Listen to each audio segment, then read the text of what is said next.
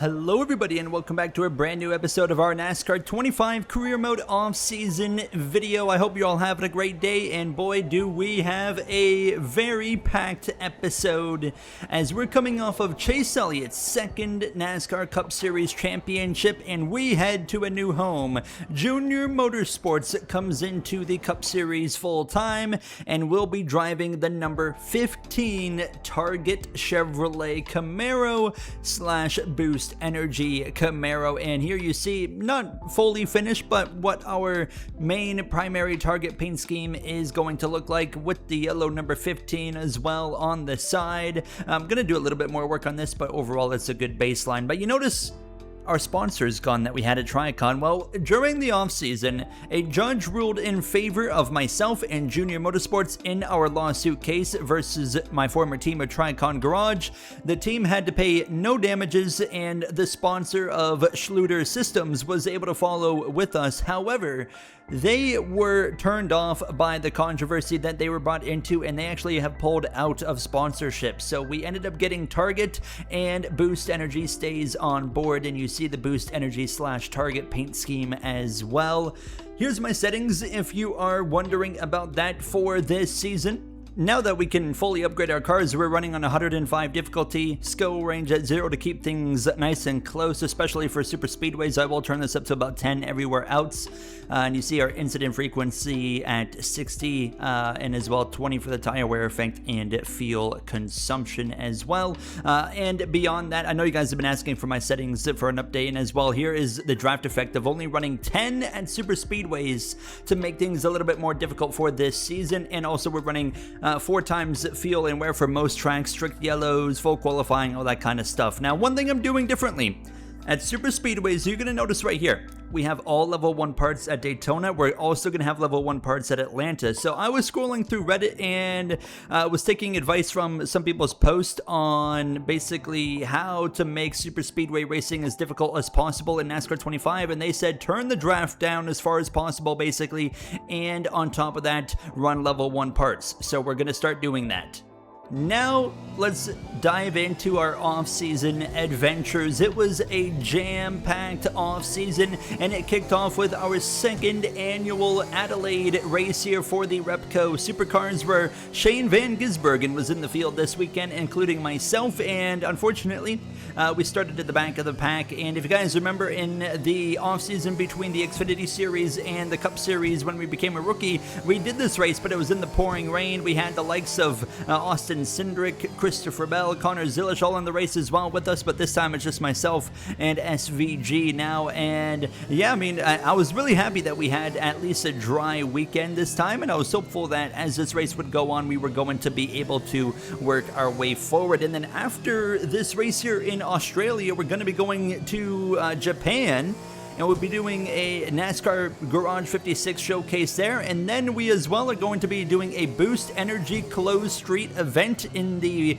streets of Japan to follow. And then we're also taking Garage 56 to the 24 Hours of Daytona as well, just before the season kicks off. So like I said, a jam-packed off-season here. And I mean, as well, we had more announcements coming out through this off-season that IndyCar and NASCAR will be doing a double-header weekend at Phoenix. So that is something I'm very interested in, and I'm going to be looking to actually get in a potential IndyCar race or ride for that race here. Now is focusing back in though on our Supercars race. Last season we were in a Toyota Supra.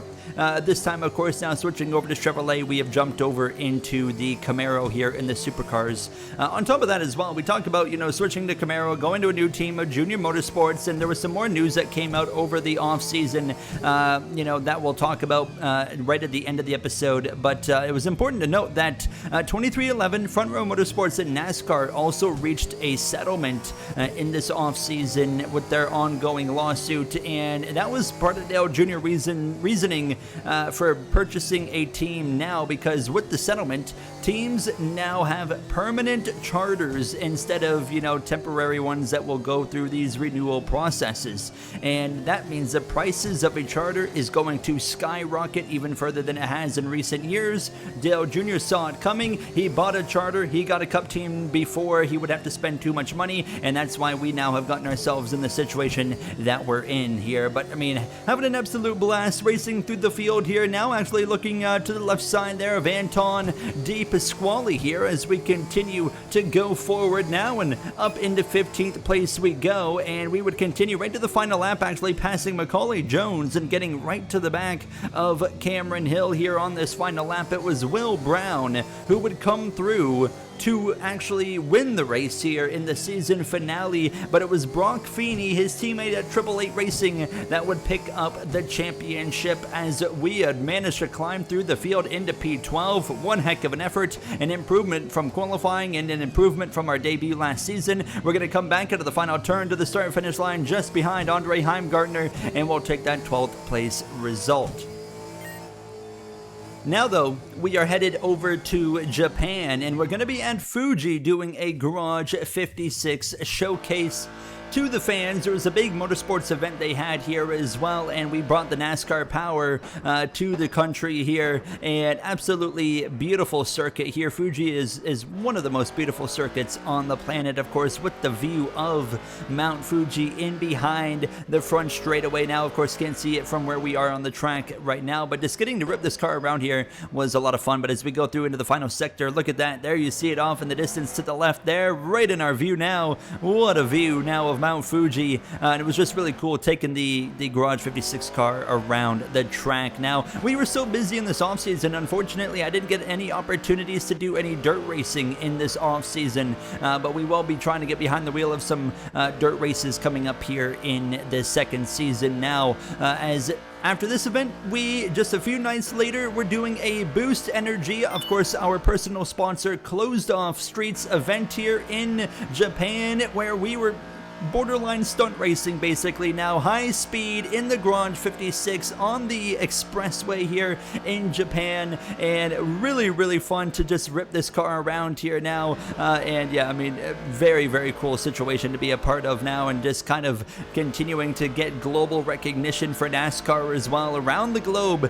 People are seeing events like this, and yeah, I was really having a lot of fun. Of course, just out here all on your own, getting to rip around the freeway was just really cool here, and going in between the guardrails. Actually had a bit of a moment right here. Yep, that got a little bit rough, but we were all good, and things ended well, and we could focus in on coming back to the USA, and in January, late January, we were now behind the wheel again of this Chevrolet Garage 56 Camaro, doing the 24 Hours of Daytona. We're the only one in this class, just like when NASCAR did it back in Le Mans in 2023. We're the only car in the class, so it's really just to showcase this car once again. And as well, the reason that NASCAR has been sending this car all over the place is because of the International Series that debuted twice last season. This season, they have committed to 5 international events, to be confirmed on which tracks they will be doing, but one of the tracks is confirmed to be in Japan,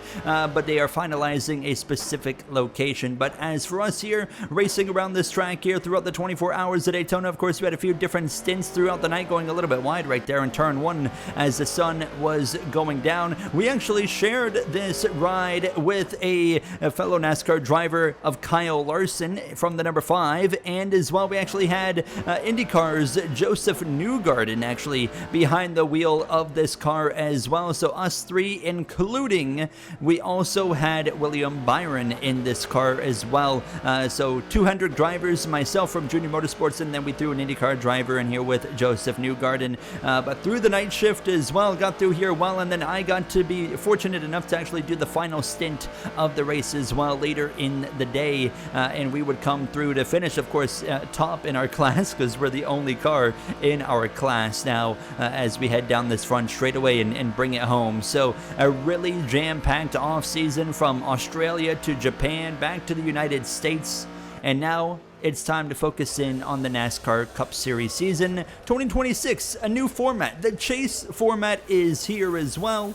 And it follows exactly like real life. 16 drivers from the top 16 in points make it to this chase, and then the points will all be the same on how the real life situation is, and then whoever has the most points from the chase drivers at the end of 10 races will be our champion. Now the schedule, of course, it's going to be different from 2026, but the actual format, we will be manually doing the points to be able to bring this kind of, chase format to life. On top of that, we had some more news. Tricon Garage has, unfortunately, after the Schluter Systems sponsor left the team and then eventually just left NASCAR, it left them in a really awkward position where they had to close full-time operations of the Cup team and have now downsized back to just part-time. And on top of that, they have actually had their deal with Chevrolet terminated over the offseason and will stick with Toyota. So, unfortunate way, for things to kind of go there for Tricon, and of course we kind of caused it, but we just got to move on, and things happen, and you got to take opportunities when you get them, and we got the opportunity of a lifetime to race for Dale Jr. and hopefully bring him home several wins and fight for a championship in the chase. So that's going to do it for me. I'll see you guys in the next one from the Daytona 500. Thank you for watching, and have a great day. I'm stuck in my head, need an exit.